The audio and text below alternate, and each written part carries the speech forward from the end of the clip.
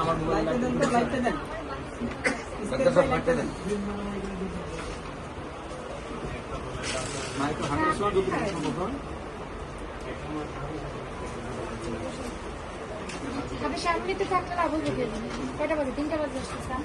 সম্মানিত দেশবাসী, বিশেষ করে ওনার এই জায়গাটা প্লাস্টিক সার্জারি করার পরে আপনারা দেখতেছেন এই টোটাল প্লাস্টিক সার্জারি করার পরে রোগীটাকে কেমো দেওয়ার প্রয়োজন, কিন্তু ওনার বডির যে শারীরিক কন্ডিশন এতে কিন্তু কেমো দেওয়া যাচ্ছে না।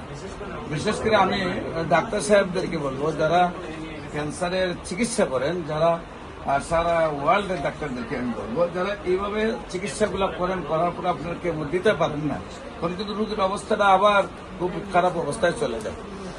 সেখানে আপনারা আমার সম্পর্কে জানলো ক্যান্সার গবেষক doctor S M Sarwar YouTube, Facebook, Google, টিকটকে সার্চ করলে আপনারা দেখবেন যে অন্তত 5,500-এর ঊর্ধ্বে রোগী আমার সাক্ষাৎকার আছে যারা সুস্থ হয়েছে। এই রোগীটাকে প্লাস্টিক সার্জারি করার পরে যদি আমার হাতে দেওয়া হতো তাহলে এতদিনে উনি সম্পূর্ণরূপে সুস্থ থাকতেন। যেহেতু কেমোথেরাপি এবং রেডিওথেরাপি সে নিতে পারতেছে না, তখন তার একটা বিকল্প চিকিৎসা চালানো উচিত।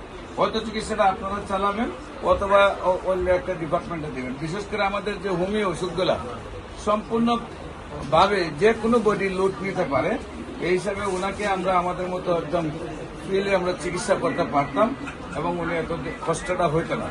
আমি দয়া করে ডাক্তারদেরকে বলবো যে এই সিচুয়েশন হলে আপনাদের চিকিৎসাটা না চললে আপনারা আমাদের কাছে পৌঁছে দেবেন। বিশেষ করে আমি cancer specialist doctor S M Sarwar রোগী দেখি জাতীয় মসজিদ বাইতুল মুকাররমের উত্তর গেট, মেইন গেট আল্লাহ লেখা বরাবর, বাইতুল ভিউ, লিফটের 11, শনি রবি সোম, সকাল 10টা থেকে বিকাল 5টা পর্যন্ত। আপনাদেরকে এইসব রোগীগুলাকে যাতে কষ্টটা না হয় আপনাদেরকে বলবো যে, আর আমাদের সম্পর্কে কনফিডেন্স নেওয়ার জন্য যে কোনো সময় আমাদের অফিস ভিজিট করলে আপনারা যেসব রোগীর আমরা চিকিৎসা করছি, 2 মাস 3 মাস চিকিৎসা চালিয়েছি, তাদেরকে আপনারা দেখলে বুঝতে পারবেন যে আমাদের উপর আপনারা আস্থা নিতে পারেন। সবাইকে ধন্যবাদ। আসসালামু আলাইকুম।